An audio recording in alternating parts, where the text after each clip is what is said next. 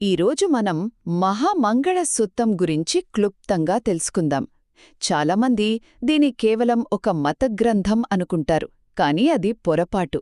నిజానికి మన భయాలు, మూఢనమ్మకాల నుంచి బయటపడి జీవితంలో అసలైన శాంతిని ఎలా సాధించాలో చెప్పే ఒక ప్రాక్టికల్ గైడ్ ఇది. సరే, ఇందులోంచి 3 ముఖ్య విషయాలు చూద్దాం.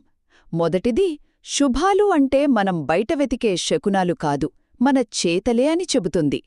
ఈ సూత్రం ప్రకారం నిజమైన శుభాలు అనేవి మనం చేసే 38 రకాల మంచి పనులే అన్నమాట. అంటే మీ జీవితానికి మీరే బాధ్యులు అని చెప్పి మనలో ఆత్మవిశ్వాసాన్ని నింపుతుంది. ఇక రెండవది, మన జీవిత ప్రయాణానికి ఒక క్లియర్ 4 స్టేజ్ రోడ్ మ్యాప్ను ఇస్తుంది. మొదటి దశలో జీవితానికి బలమైన పునాది వేసుకోవాలి. రెండవ దశ మన సామాజిక, వ్యక్తిగత బాధ్యతలను నెరవేర్చడం. మూడవ దశ ఆధ్యాత్మికంగా ఎదగడం, అంటే మంచి విలువలు పెంచుకోవడం. ఇక చివరి దశ మన గమ్యం, అంటే పూర్తి భద్రతతో కూడిన నిశ్చలమైన ఆనందం, అదే నిబ్బానం పొందడం. ఇక ఫైనల్ పాయింట్, ఇందులో ఉన్న సలహాలు ఏ ఒక్కరికో పరిమితం కాదు. ఏ జాతి, మతం, కాలంతో సంబంధం లేకుండా ప్రతి ఒక్కరికి వర్తిస్తాయి.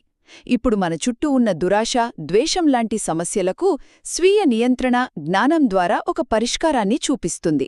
ఒక్క మాటలో చెప్పాలంటే, ఈ మహామంగళ సూత్రం అనేది మన జీవితంలోని ప్రతి దశలోనూ దారి చూపుతూ అంతిమ శాంతిని సాధించడానికి ఒక యూనివర్సల్ హ్యాండ్బుక్.